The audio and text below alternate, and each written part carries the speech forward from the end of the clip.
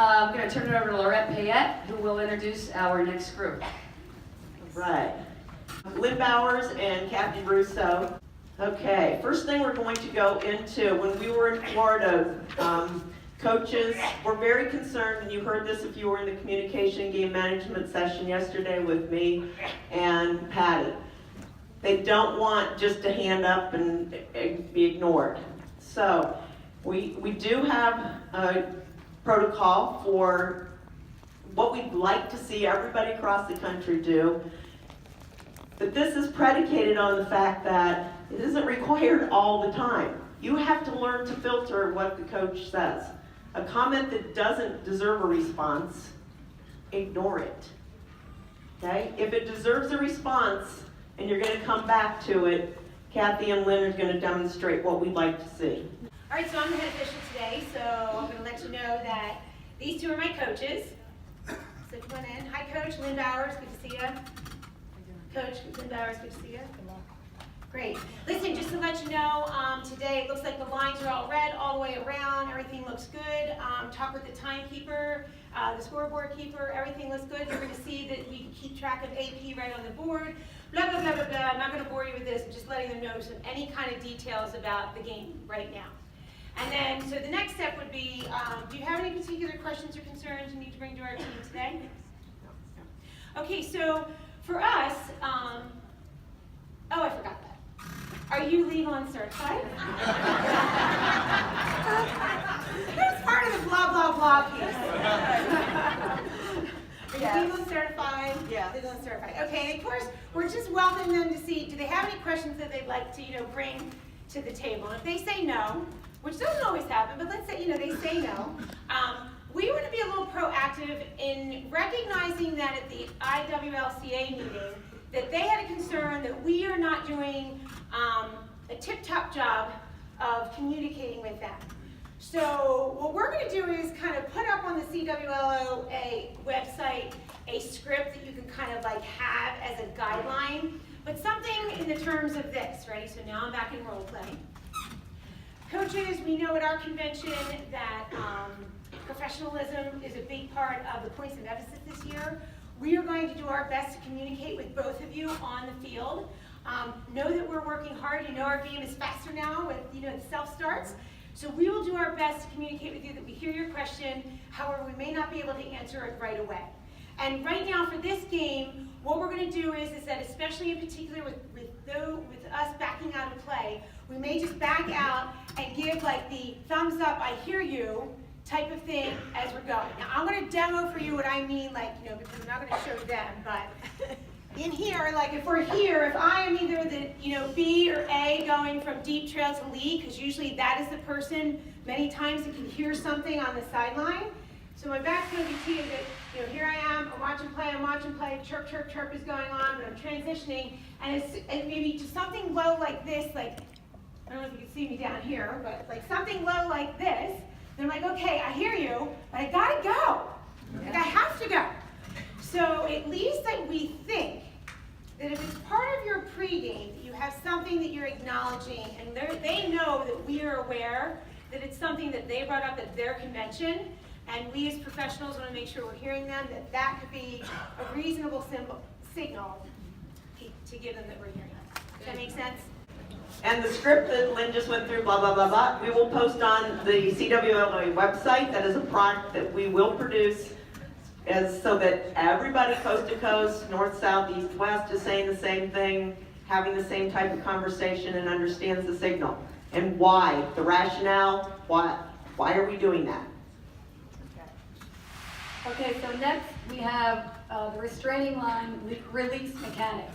And we just want to clarify that for US lacrosse level, it's audible and visible. So you're going to do the swing, and you're also going to say release. For NCAA, you do not need to say anything. It's just the arm swing that releases the line, so nothing audible. And just to, again, I know we get tied up on, oh, who's going to do the arm? Oh, what if you do the arm and I don't do the arm? And blah, blah, blah with the arm. No, do the arm. Somebody does the arm, and then you can always repeat it. If Russo is over on that side giving the arm, I can repeat it. No, nobody's getting their feelings hurt. So that's okay. And remember that the ball can cross the restraining line and possession has not yet been determined. Then they can move, but you still haven't used this signal until the ball crosses, or until it's in possession. Okay, so it could be between the restraining lines, it could be the ball's already crossed the restraining line. Okay? Okay, stick check following the goal. I'm gonna do a demo. Whoever picks up the stick, do the check. Whoever picks up the stick, lead or see, Deep Trail's not gonna be running and picking it up. Because they're going to have another job dealing Yes. with managing the coaches, which we're going to get to. Okay, so whoever picks up the stick, do the check. If I'm working with a brand new official and I have 20 years experience and she picks up the stick, I don't want her handing it to me to do the stick check. She picks it up, she does it. I'll be here for moral support to make sure she does it correctly if she's nervous about it. But you pick it up, you do the check. So what's the check look like? You've seen it. Any questions about it? You're checking both that pocket and the backside pocket. No touch. Okay, no touch. Drop, roll. Drop and roll. Okay, and you can also, there we go. Okay, so either official picks it up, checks it. Okay, and that is an opportunity, as Lynn said, for the person nearest to the team benches to communicate with coaches if you need to. Okay, so our suggestion with the demo of that, again, knowing that this is something that was brought up, that needs to be part of your pregame and your talking with your crew. So as that is happening, if these are my girls down there taking care of that, and if you can visualize, can you guys get down here, coach? And you do a coach, and let's pretend this is a table. You're that one, coach, you're here. Okay, I'm gonna sit down. So let's just pretend this is happening down here, right? And we've got the two coaches. I'm here, as the deep trail, getting ready, because I'm holding for any of the subs that are happening over here, right? So this is what's happening. So this also gives that opportunity, body language. I can be backing up, still going like this. And if I hear a chirp, chirp, if I hear a concern, yep. What are they calling them? What are they calling it? Okay. What's going on? Okay. What'd she say? Okay, did you hear what Kathy said? What the heck are you calling out there? Okay, so that question, now this is where we go into the question of what's a valuable and legit question? What's something we're going to listen to or hear and that's bad. So I guess as a teacher, and I am a teacher, are there any bad questions? No, because they're concerned. That would be the good response to say, no, there's no bad questions, but there are questions of how we can divert what they're doing. Are they asking that question because she's frustrated right now as to what is the call because my partner didn't give a signal and I need to diffuse that? Or is it just that they're frustrated because, something else is happening? So as I'm backing up, I'm like, you said the question again? What are they calling? What are they calling out there? All right, the signal, coach, was 3 seconds. Okay, and I'm continuing on, I'm backing up, we're now transitioning into play, as calm as possible. What's being talked about down there? She was just asking me, what the call was in the last scene, and I just let her know that it was 3 seconds. Okay, so now I'm coming back into B, A is coming in position, and you're coming through. So that just a little bit of backing up can kind of help if you're able to back yourself up, but still, let's face it, you have a responsibility to still see what's happening on the field with the subbing or any other concerns, but at least that can kind of get you, maybe that's a good dead time that you can kind of talk. Yeah.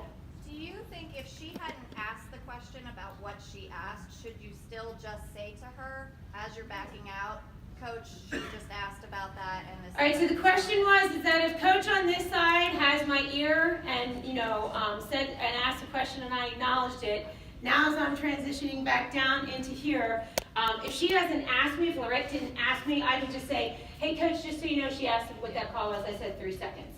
And guess what, that takes no time. Even if I'm gonna rotate into C, that takes no time, right? Just to calm what is going on. And if you listen to Patty Daly's presentation yesterday, they just want to know that we're acknowledging them, answering them, and or at the very least getting back with, or if the answer were, what was that call down there? I don't know at this point, but I can let you know or get back to you. Or whatever you want, comes natural to you, where you are. And we can script that out for you as well. I think it depends It's so hard to just be very black and white with what would be the scripted answer. But this kind of thing, and guess what? You guys, if it's not the head coach, if it's the assistant coach, just that someone is acknowledged on either one of the teams so they know what's going on. Lynn, we feel. Patty? I would say if it's a natural opportunity just to share with the other coach, right? It's a natural opportunity that you're over here anyway. Even if Laurette doesn't ask that question, she's thinking it. And so in terms of, it's just a natural opportunity to share both ways. During the game, when you're up and down, you might not be able to share like that right away. But in that opportunity, even if she doesn't say it, she's thinking it. Okay, our next topic, 5 yards and the self-start. So page 42, section 13 in the rule book talks about what we're about to cover. If you fix the self-start, then you allow them to self-start unless you stopped the game clock. So I know that in fall ball and last season, a lot of areas of the country were doing this differently. Some people were saying if you fixed it, then it's an automatic whistle to start because you fixed it. But you're only going to whistle the restart if you had to stop the game clock. Okay, and that's backed up on page 42, section 13. And that's going to be edited. And it will be edited as well. So now we have if she went beyond the 5 yards and she went too far into the restraining line, she crossed over, or she went too far into the critical scoring area, we're also going to fix that and then let herself start again properly unless you stop the game clock. Then you will restart on your whistle. So we're focusing on whether or not she gained a clear advantage by going too far. And in the free movement game now, there's less of a chance of gaining that clear advantage because everybody's gone. Everyone went down. So be prepared for maybe repeated violations of going beyond the 5 yards, and then how are you going to handle it? And there's no black and white answer. Did she go 7 yards each time, 10 yards each time? You have to feel out the game, the tenor of the game, and then you decide when to upgrade and when to manage it. And as Kathy already mentioned, the focus is on advantage versus disadvantage. With the free movement game, even if it's 2 steps outside of 5 yards and it's 6 yards or 7 yards, that doesn't necessarily warrant bringing them back. Because everybody in the free movement game is adjusting. They've already been able to mark up. Okay? Okay, so new topic. We have a situation that was brought up, and this is about offsetting fouls that lead to an alternate possession. So we know that alternate possession resets the 90-second possession clock, but only when there's a change of possessions. So if you have offsetting fouls, such as offsides and a cross-check, and the offsides would reset the 90-second shot clock every single time, you're going to go to the underlying foul and reset the shot clock if warranted. So if I have offsides on red, and I have a cross-check by white, and the AP is going to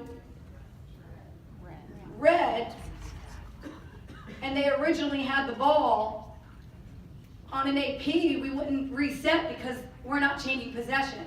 But if you're giving it to white, because white, it's their turn for alternate possession, but red was offsides, I want to reset because of the offsides. That would have otherwise given me a reset had it not been alternate possession.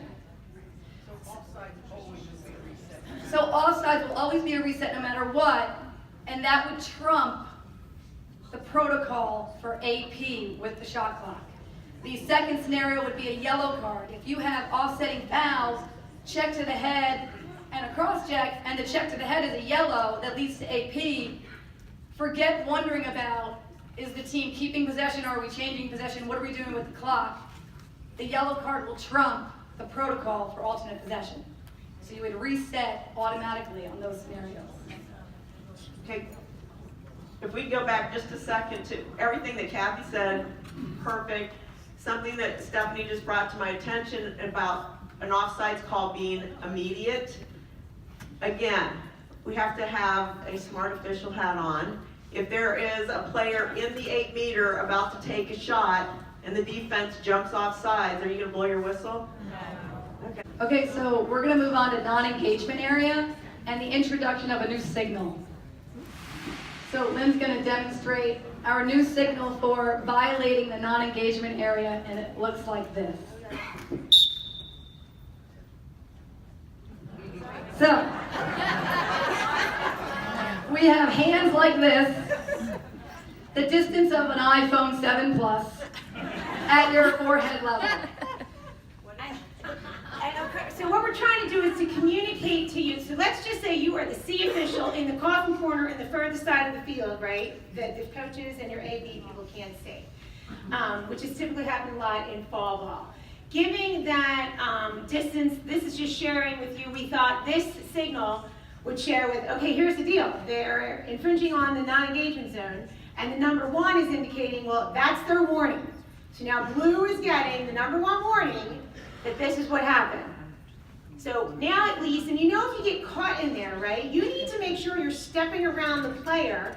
Like Russo needs to step around me, like they can't see that, right? She has to get like, around me to make sure that we can see what's going on so we can communicate that. So that is this signal, thumbs up, we're looking, that it's not above our head, it's not way up here, that it's like at your eye level. That's what we're talking about. So just say, hey, we're indicating, and this is your first warning. So you're only going to do this once for the entire game per team. Per team. Per team. And they don't start over in the second half. It's you warn the first minute of the first half, right out of the gates, they're done. So that's what team got. And that's the last one you gave them. Okay? Yes. The next would be a green card. And then maybe in the middle of the second half, the red team was their first time violating the non-engagement area. Now, for that team, and you only do it once per team. You're doing a warning. Time out. Time out. Slew. Okay, so here's the scenario, and Lynn's gonna walk through the mechanics. Okay, so we have a turnover by the defense. Goalkeeper has the ball. Defending team is now becoming the new attacking team. Goalkeeper clears to her teammate in the coffin corner, okay? And immediately we have a whistle for cross-check. This way. Okay, so now we have 2 defenders infringing her space. They're on top of her, they won't go anywhere. Non-engagement warning. Okay, now we're running down the field. We're going. We're about the 15 meter, and we have another cross check. Now in your mind, you're counting. How many is that? 3. Because we have the foul, the initial foul, that led to the non-engagement warning, that now is a cross check, which is actually number 3. So she's going to add the green card. Okay, so we got to think about this. Where we need to think about like where we are. So now you're like, okay, and if I forget, we need to help each other out here. But then now the green card has to come in. So it's this one, and I'm going to go in, reach in, show my green card. And you're showing number 3. Okay, so the third one is time out, because I'm now realizing I'm first showing my signal. Right, this is the foul that I'm calling, the cross check. We still know we're going this way.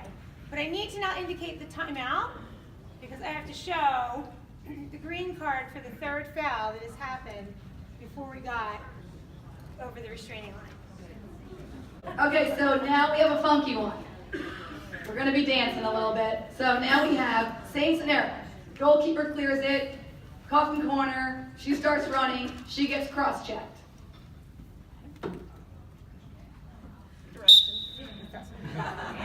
Foul number 1.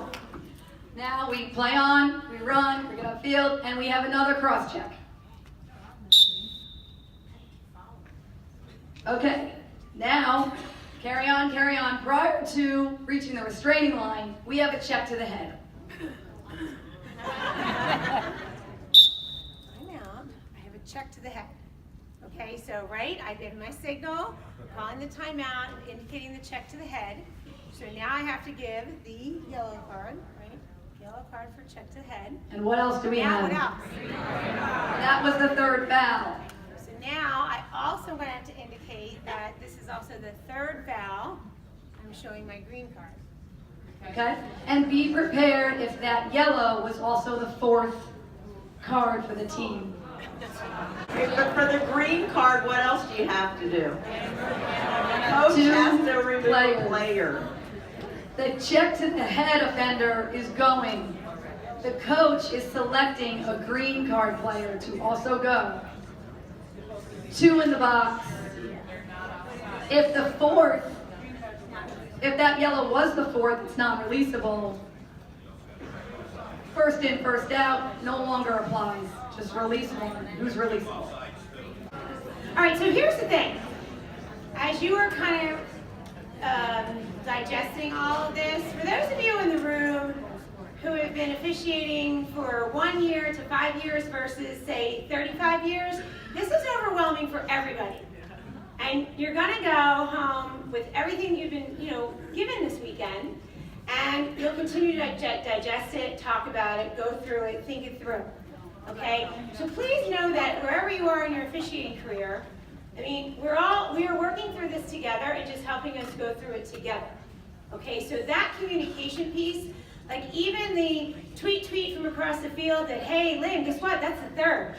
Because you know what happens. You get caught up in something, you forget. You're going to need your support from your partners. This also gets down to what Patty said yesterday about writing of the cards, who's doing what, because we can't get caught up with, you guys, think about this, ready? Just to add a little bit more fuel to the fire, is, oh yeah, you got these cards going on, but do the girls need to stop moving? No. So now as a coach, knowing that I could be 2-man down, I may be pulling a ton of people off. You may be starting the next play with only 7 or 8 players on the field because they're thinking about how they want to rework their middies, because they can come off the field, but they can't come on until we, commence with the whistle. So there's going to be a lot going on that we all cannot be having our head down, writing everything down on our cards, and also being aware of what's on the field. So that AB person needs to keep his or her hand up to make sure, okay, and guess what? Time is out. Take a breath. Let's just make sure, because your poor C over there maybe is managing a lot. And this one, Lorette is hearing it from this coach who is hot. And so you need to just work together. So please know that we're not up here because we're feeling so secure and great about it as well. And it'll be fine. It'll be fine. You just need to kind of go through it. We'll try and continue to give you some working documents to work through, to have in your goodie bag to work through those. Well, what if this happens scenario? And just a quick note about cards, and to reemphasize what Patty Daly said yesterday, we should never have more than 1 head down for so many of the reasons we're explaining now. So make sure there's only 1 writer. If you all like to write, well then at the next break, match up your notes, but never have more than 1 head down on these carding scenarios, because just like in the video yesterday with the pen and the crazy game with the straight red, and you're in this moment where a straight red's emotional enough, but now I have non-engagement and a green and a yellow and it's fourth, and I have to process this because I'm the one that made that call. Well, partners got to come in and we have to support each other and help each other, and all eyes on deck, all brains in power. We got to make it work together. And we have to communicate with the table. Yes. The table communication is absolutely essential. And making sure that we are not offsides. We're going to be subject to offsides all the time. Have the universities and colleges, are they going to designate a proficient person to be at the table to manage these cards? And the answer is no. Rule book, page 68, Rule 6. Section 40. We discussed this earlier. The rule book should say, and this will be an editorial from Stephanie, it should say, play may instead of will commence on whistle on the simultaneous foul section. Therefore, what we're looking at is the focus should be on the goalkeeper and her skill set, and not disadvantaging the goalkeeper. So this is the release, whistle, free space. Goalkeeper has possession in her circle. And if she's a good goalie, it's natural that she would bring it in and maybe releasing it immediately. We don't want to disadvantage her. So what we'd like to see, and Lynn's going to demonstrate this, space to goal call, timeout signal, but now the goalkeeper has possession in her goal circle. What would be the next signal? Restart that possession clock. At the same time, that would be an instruction to your game clock operator. Your game clock's going to keep going. Now, if everyone is hesitating, the goalkeeper's not sure what she should do because she heard the whistle, there was the simultaneous. If everyone's hesitating, official, quick whistle, get things going. The whole idea is that we don't want to delay the game. We want to keep the game moving. Okay, so caveat, if the goalkeeper for some reason releases before an official's whistle, okay, do not penalize the goalkeeper for a false start. Bring the ball back to the goalkeeper. Now we're definitely going to restart with a whistle. And men, what we're trying to say is in the fast, free-moving game with a very experienced goalkeeper who is like a quick stick. She saved it and boom, she's going. What we're saying is we want flow. We want to allow that free movement. Okay, so just a couple more points. We're going to have our model. Come on, again. Just review, again, the new signals. So we have the non-engagement area signal. Okay, so non-engagement area. And then that's it. But we also have it with the 1, if it's the first warning. So it would be the signal first and then the 1. Yeah. We have the multiple foul signal, which is 3 fouls goes to a green card. Okay, here's my green card. 3. We have coach communication signal, when warranted. So it's kind of like your hand is behind and you're low, you're like, I hear you. Like you're like this way. I'm now behind this way and you're the coaches. It's more so that you're looking that I've got to go because you're looking this way and now I've got to go this way. So it just seemed like a natural that I'm watching and the drop as I'm turning to go. And I'm like, yep, I gotcha. But it's not this. Yeah. Lastly, is we owe you a lot of stuff. So the protocol and procedures and mechanics memo from fall ball and the possession clock memo from fall ball will all be updated. We owe you the pregame with coach's script. We owe you the NCAA carding form link and a summary of all the new signals. And that all will be posted on the CWLOA and the IWLC websites.